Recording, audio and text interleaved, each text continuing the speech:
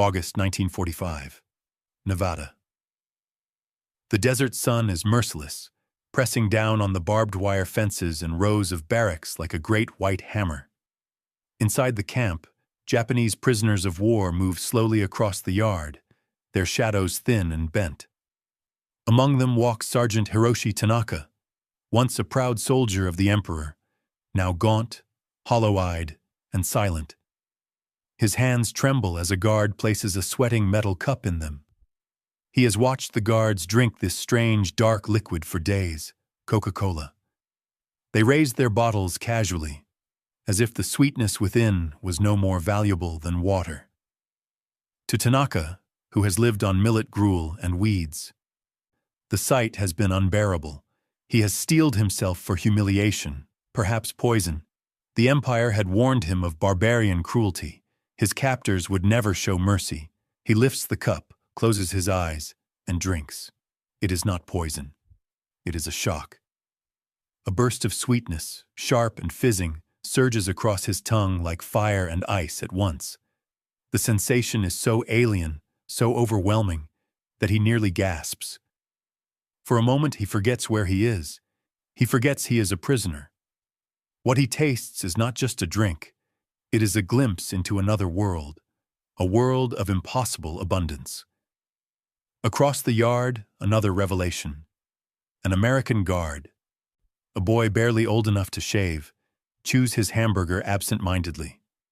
Then, with a flick of his wrist, he tosses the half-eaten remains into a trash barrel. The meat lands with a soft, careless slap. Tanaka stares. His breath catches. Then, to his own shame, the tears come. He weeps not from cruelty, not from pain, but from the unbearable contrast. Back in Japan, his family fought for scraps. His comrades dug through jungle mud for roots, for anything to fill their bellies. In Tokyo, mothers boiled weeds for broth. A soldier's ration was a few ounces of rice when rice could be found at all. And here, the enemy wastes meat. Here, even prisoners drink a sweet nectar that would be a treasure at home. In that moment, Tanaka realizes something more terrifying than death. Everything he had been taught, everything his nation had promised, was a lie. Whispers ripple through the barracks. Why would the Americans feed us? Why waste food on enemies?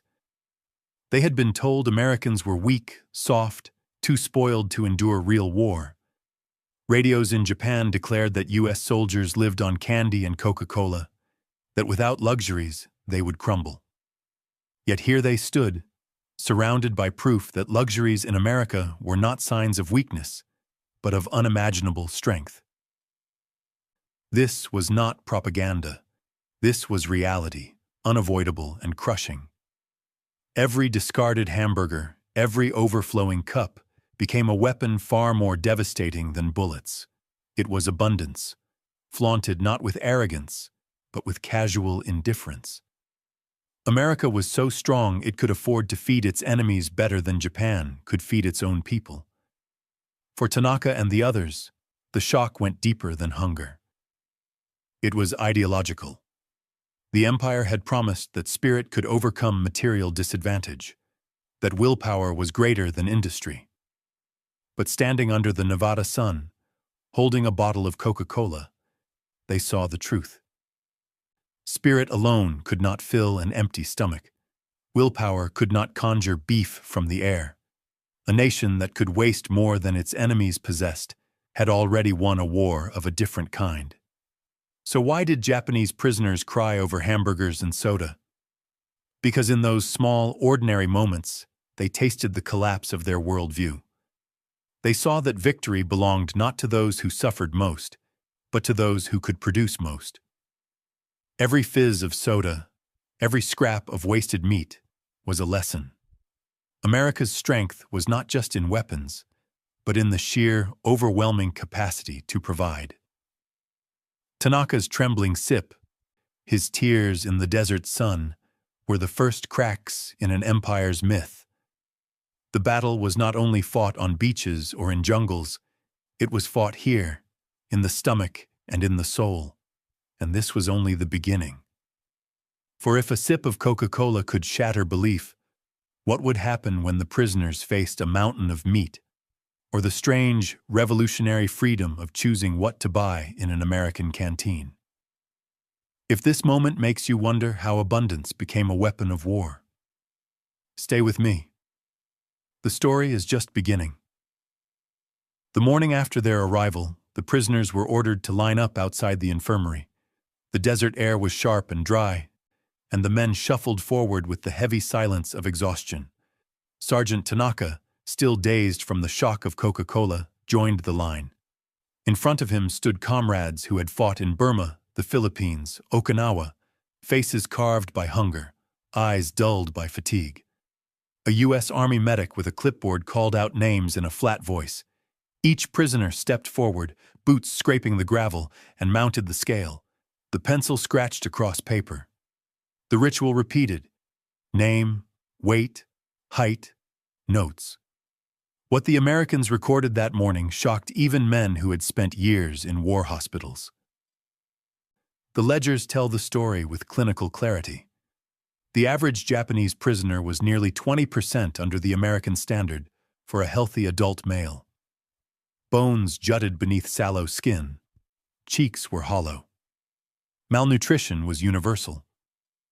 Private Minoru Kea weighed just 108 pounds when he stepped onto the scale. Sergeant Hajime Kondo, once a sturdy infantryman, barely reached 116. The numbers were not just statistics. They were evidence of a defeated nation starving itself to continue fighting. Yet the miracle came quickly.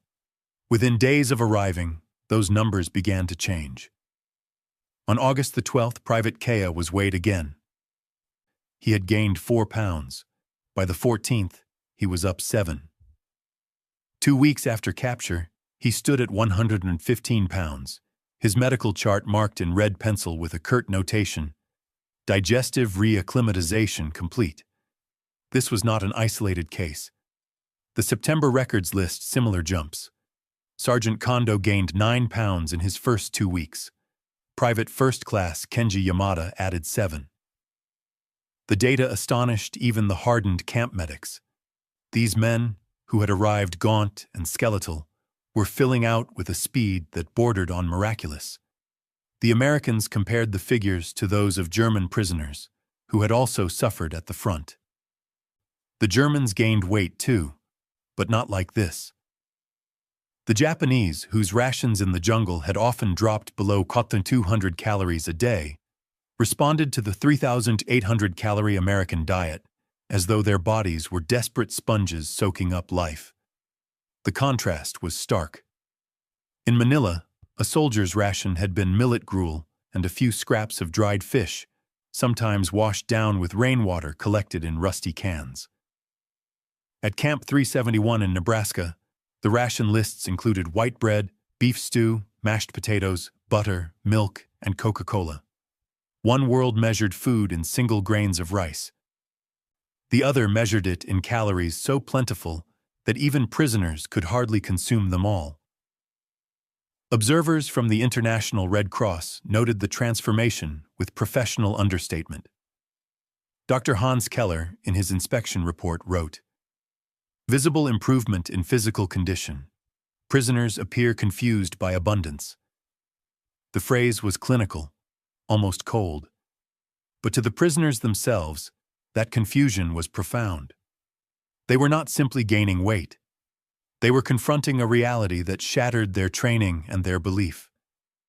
At night in the barracks, the whispers returned. Was this real food? Could it be poisoned? But the scales did not lie. Each morning, the men were heavier. Their bodies, so long starved, were betraying their suspicions. Every pound gained was a quiet admission that America was not what they had been told. For Tanaka, the shock was deeply personal. He remembered the long marches in Burma, when men collapsed from hunger, when soldiers gnawed bark to quiet their stomachs. He remembered comrades left behind, too weak to stand because rations had run out. And now, in captivity, his body grew stronger, not weaker. His muscles filled, His skin gained color. His steps grew steadier. The humiliation was sharp. The enemy had done for him what his own empire could not. This was the mathematics of survival, written in ledgers and lived in flesh. Numbers alone could not capture the storm inside the prisoners' minds, but they told a truth that could not be denied. In America, even the enemies of the state ate better than the loyal soldiers of Japan. So what happens when men who expected to die in captivity find themselves growing healthier instead? What happens when the numbers on a scale defy years of propaganda? The answer lay not only in their stomachs, but in their spirits. The body was recovering. The mind, however, was beginning to fracture. Because abundance does not come without suspicion. And when the meals grew richer, when trays of beef and bread appeared steaming in the mess hall, suspicion would soon turn to fear. If you think the shock of weight gain was dramatic, wait until you see what happened the first time they sat down to a feast of American meat. That story comes next. The mess hall at Camp 371 buzzed with unease. Rows of Japanese prisoners clutched their trays, the smell of hot beef stew and fresh white bread filling the air. For men who had survived on boiled millet, bitter roots, and rainwater, the sight was overwhelming, so overwhelming that suspicion drowned out hunger. Sergeant Hajime Kondo, who had fought in the mud and jungle of Burma, stared at his tray. The thick slice of beef glistened in a pool of gravy. Steam rose from mashed potatoes that looked impossibly white, impossibly soft. His hands shook as he gripped the metal tray tighter. To him, this was not food. It was a trap. He glanced at the American guards by the door. They were chatting and laughing, utterly unconcerned, their rifles slung lazily over their shoulders. Their indifference made the feast all the more terrifying. Across the table, Private First Class Kenji Yamada pressed a finger into the bun of his hamburger, his brow furrowed. He had never seen bread so soft, meat so rich. To him, the texture felt wrong, too pliable, too perfect. He leaned in to whisper, "It looks like food, but what if it isn't?" The other men nodded grimly. For years they had been told Americans were cruel barbarians. If this wasn't poison, it was surely some trick. At first, the prisoners nibbled cautiously. Small bites of bread, tiny sips of milk. Some forced themselves to chew slowly, as though analyzing each mouthful for hidden danger. Then the reactions came. Within minutes, dozens of men doubled over. By the end of the meal, the camp infirmary was overwhelmed. The August 15th medical log records 36 cases of acute vomiting and dietary shock. The Japanese bodies, long accustomed to starvation diets of less than half their required calories, simply could not handle the sudden flood of fat, sugar, and protein. Kondo collapsed behind the barracks, retching until he shook. Yamada stumbled into the infirmary, sweating, convinced the hamburger had been laced with poison. Their fear spread like wildfire. Rumors swept through the compound. They were being fattened for experiments, for slaughter, for grotesque rituals of cannibalism. Men whispered in the dark that the bread was laced with chemicals, the milk with drugs. The Americans were baffled. To them, it was just food, ordinary mass-produced meals that any soldier or worker might eat. Some guards tried to reassure the prisoners, even eating from the same trays. But suspicion clung stubbornly. The OSS intelligence reports noted the psychological shock with fascination. Prisoners reject abundance as deception. Trust in enemy intentions remains non-existent. For days, trays were returned half-eaten. Bread was left untouched, beef scraped into garbage bins. To the prisoners, the waste confirmed their worst fears. Why would guards toss aside food unless they had more sinister plans? Why would abundance appear here, in a place of captivity, if not to mask cruelty? The truth was simpler, yet more devastating. America had more food than it knew what to do with. For the guards, A half-eaten hamburger meant nothing. For the prisoners, each wasted bite was a dagger of disbelief. In the barracks, Kondo wrestled with the contradiction. His stomach was stronger now, recovering from weeks of malnutrition, but his mind could not accept what his body proved. Every bite he managed to keep down was evidence against the ideology he had lived by. He had been trained to expect cruelty, to see Americans as monsters, yet the reality before him was generosity so vast it felt unreal. And this was the deeper poison. Not the meat, not the milk, not the Coke. The true poison was abundance itself. Abundance so casual, so careless, that it shattered everything they thought they knew. What happens when men prepared for brutality encounter kindness? When warriors hardened by starvation are undone not by bullets, but by bread. In those mess halls, the battle was not against hunger, but against belief. And it was a battle the prisoners were losing. But the real shock was still to come. For if the first meals brought confusion and fear, what awaited them next was something beyond imagination. Not just trays of food, but entire mountains of meat.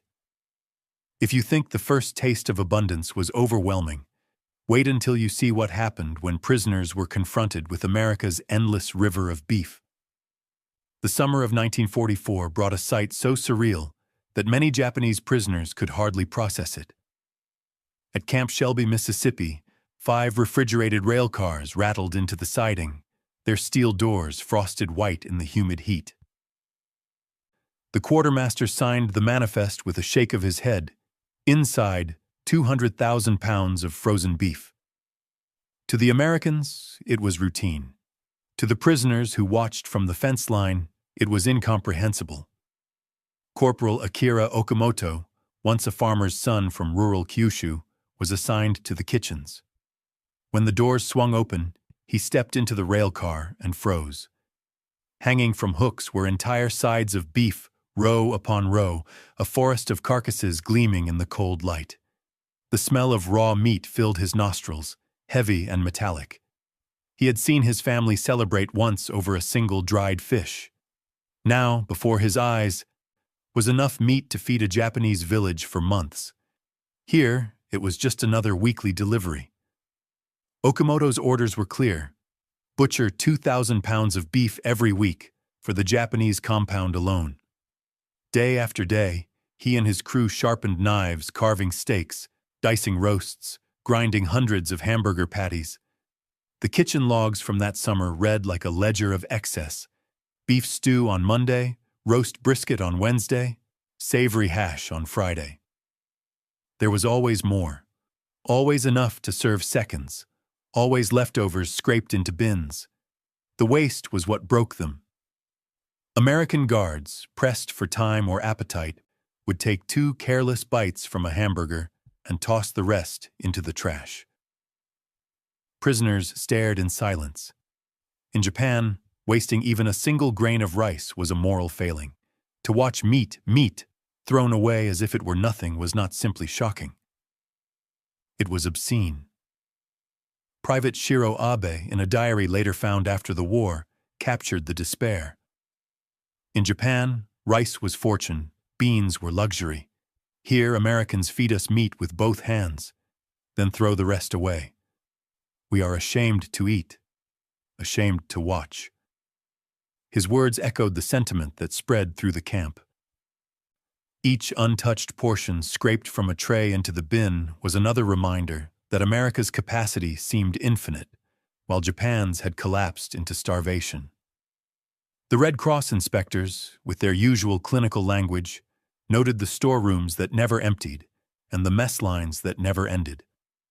But their words could not capture the psychological storm. For the prisoners, the meat was not just food, it was proof. Proof that America's strength was not a facade, not a propaganda trick, but a daily reality. The empire had promised that spirit and sacrifice could overcome material weakness.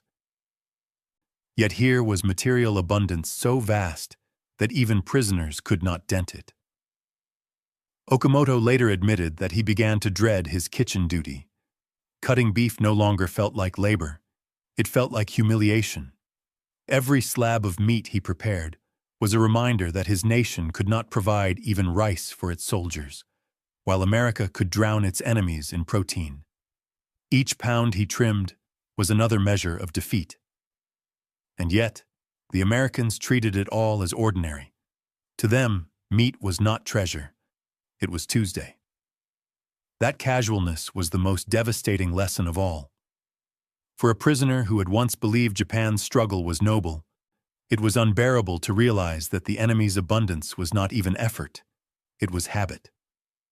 So what happens when your enemy's leftovers equal your nation's feast?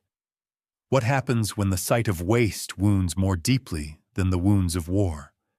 In the storerooms and garbage bins of Camp Shelby, Japanese prisoners confronted a truth that no battlefield could reveal. Their empire was starving, and America was so rich it could throw victory away and still have more. The mountain of meat was more than sustenance. It was a monument to power, a daily reminder that they were up against a nation whose strength was not just military, but industrial, agricultural, and cultural, and that realization prepared them, unknowingly, for an even greater shock. Because if food could humiliate, what about freedom? If the mountain of meat shattered their pride, the camp canteen would challenge something even deeper, their very understanding of choice and liberty. The mess halls had shown the prisoners America's overwhelming material power, but it was the camp canteen, the PX, that revealed something even more dangerous. Not dangerous in the sense of guns or barbed wire, but in the quiet, subversive way it cracked open minds. Here, behind the fences, the prisoners encountered a concept they had never truly known: choice. Each man, after a day of labor, clearing fields, repairing fences, or working in nearby farms, received payment. Not real dollars, but scrip, coupons printed on plain paper, valid only inside the camp. To an American, it was ordinary, a bureaucratic convenience. But to the Japanese prisoners, who had lived under a rigid hierarchy where every aspect of life was dictated, even the smallest scrap of currency was revolutionary. For the first time in years, perhaps the first time in their lives, they could decide how to spend.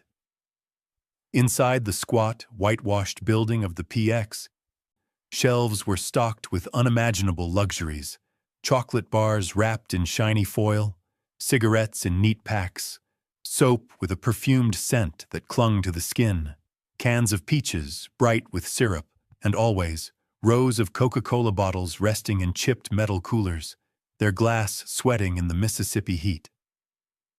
Sergeant Katsuya Mori, once a schoolteacher from Saitama, remembered his first purchase vividly. With his 80 cents of daily earnings, he bought a single scoop of vanilla ice cream. He carried it outside, sat on a wooden bench, and let it melt against his tongue. For a moment, he closed his eyes and thought of the rice cakes his mother once made during festival days. He later confessed in a letter, never mailed, that he nearly cried. A prisoner in enemy hands, tasting ice cream under the southern sun, feeling something like joy. Private Shiro Abe wrote in his diary of the day a shipment of Coca-Cola arrived. The staff rolled out a battered cooler filled with ice, the glass bottles clinking together as though celebrating.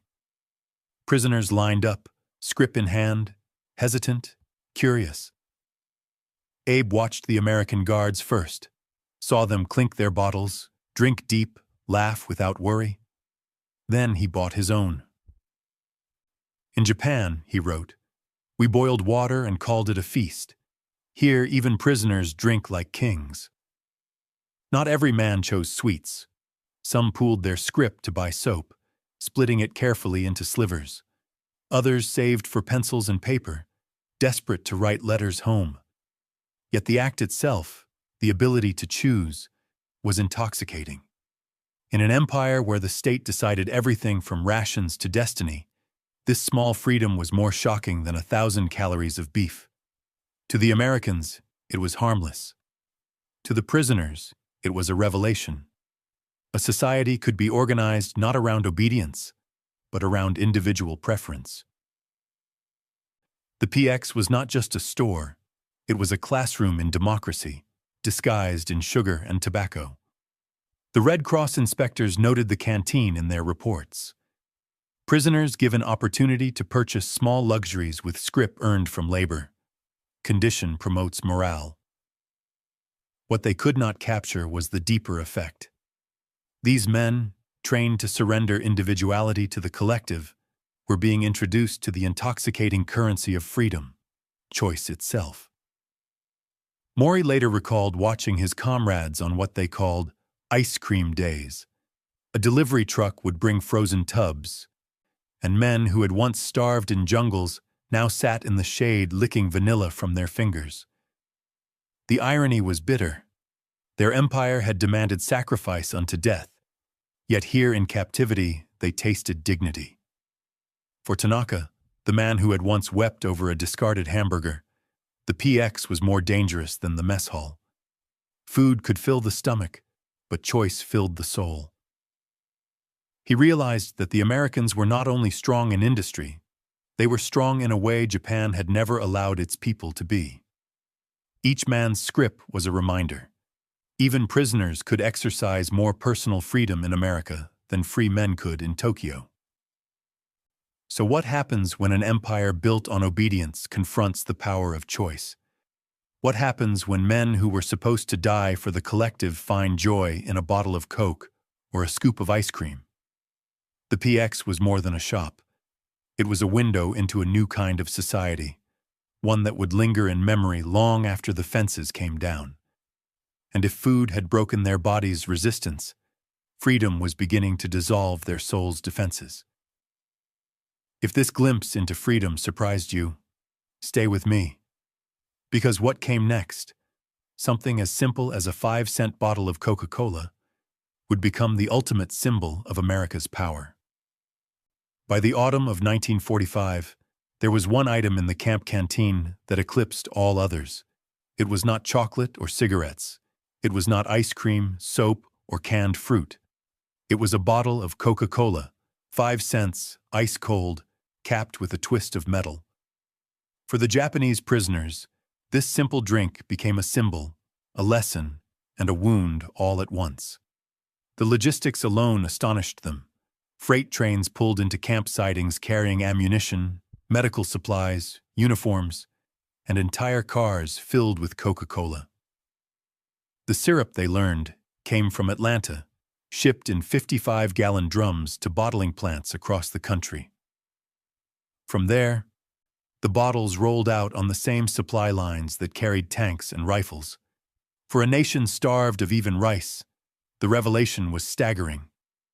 America's war machine was so vast, so efficient, that it prioritized delivering soda to every soldier in every corner of the globe, and even to prisoners. To the Americans, it was ordinary. Coca-Cola was everywhere, as common as water. To the prisoners, it was something bordering on sorcery. When the cooler lid creaked open, revealing rows of sweating bottles, the men leaned forward, wide-eyed, as though witnessing magic.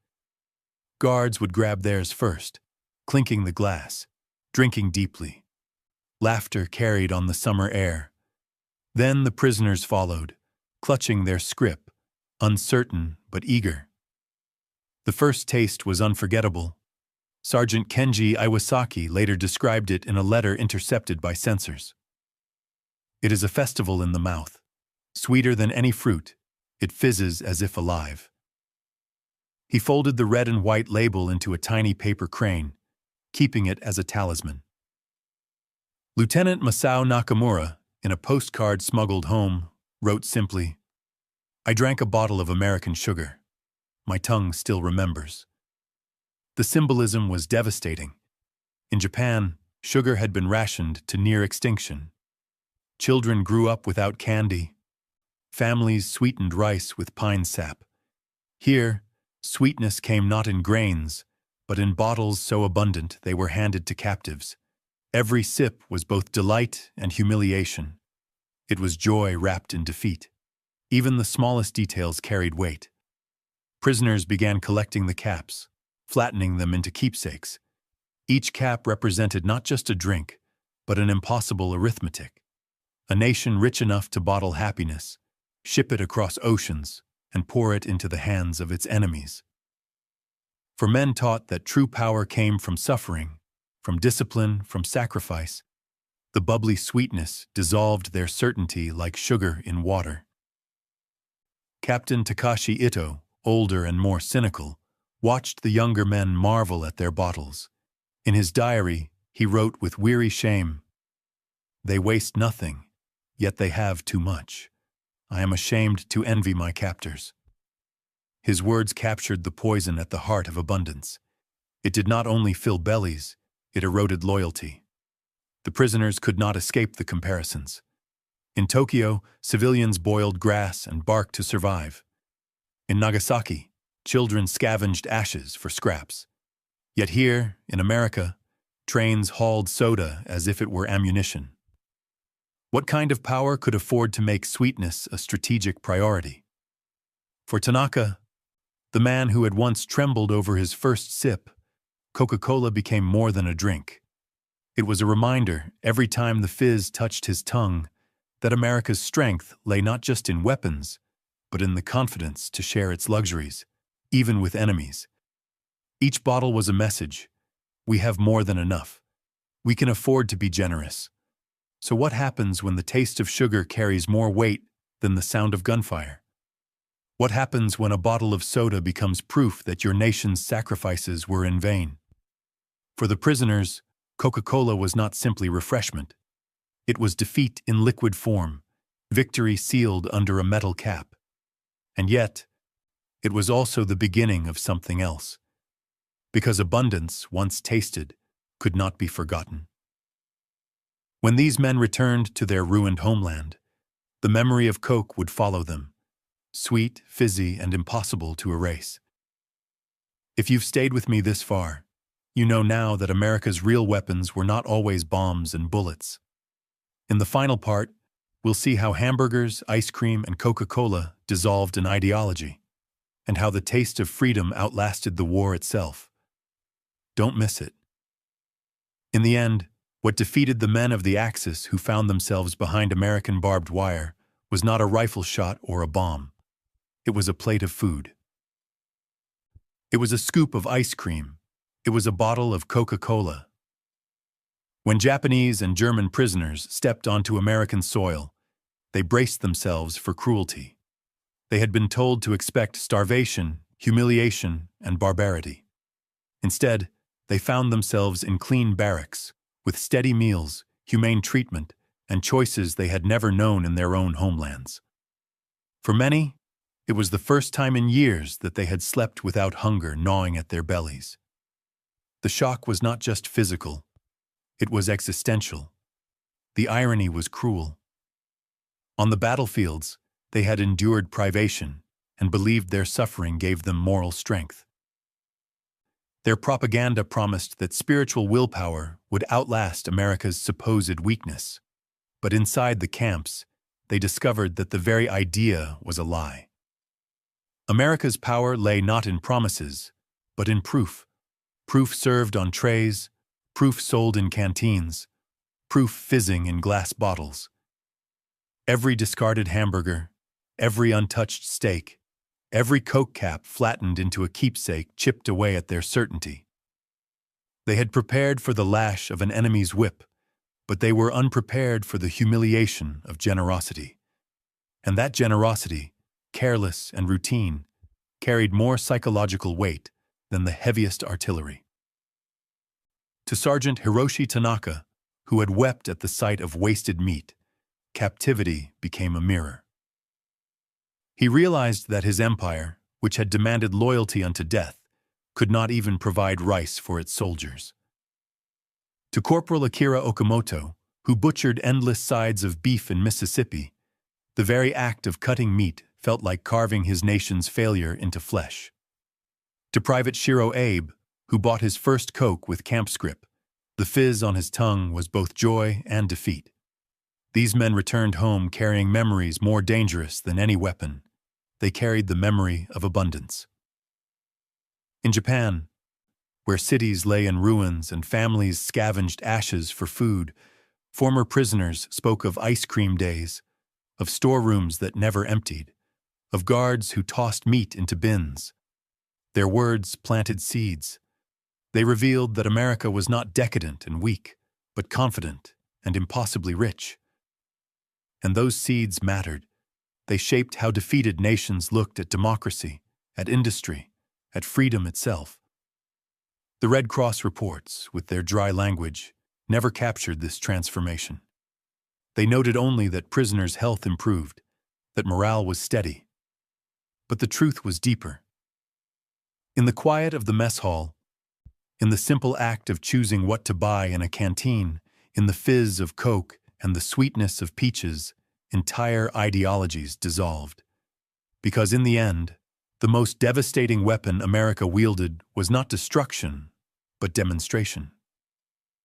It showed its enemies that strength was not measured by how much one could endure without food, but by how much one could produce without end. It showed that dignity was not in sacrifice, but in choice. And it proved that freedom could taste like sugar, bread, and ice cream. This was America's quiet victory. Not the thunder of guns, but the hum of factories. Not the fire of bombs, but the hiss of soda bottles opening in the summer heat. It was a war won as much in kitchens and canteens as in foxholes and skies. And that is why the prisoners wept, not from cruelty, but from revelation. They wept because they saw a truth their leaders had hidden, that a democracy of ordinary people could outproduce, outlast, and outlive the empire that demanded endless sacrifice. When they returned to their broken homelands, they were no longer the same men who had marched out to war. They were unwilling ambassadors of a new reality, carrying memories that whispered, "There is another way." So what do we learn from their story? That sometimes the greatest victories are not won by taking, but by giving. Not by hatred, but by generosity. Not through the bitter taste of suffering, but through the sweet, unexpected taste of freedom. If this journey through history moved you, consider subscribing to the channel. There are more stories like this. Moments where war was decided not only by weapons, but by the quiet power of everyday abundance.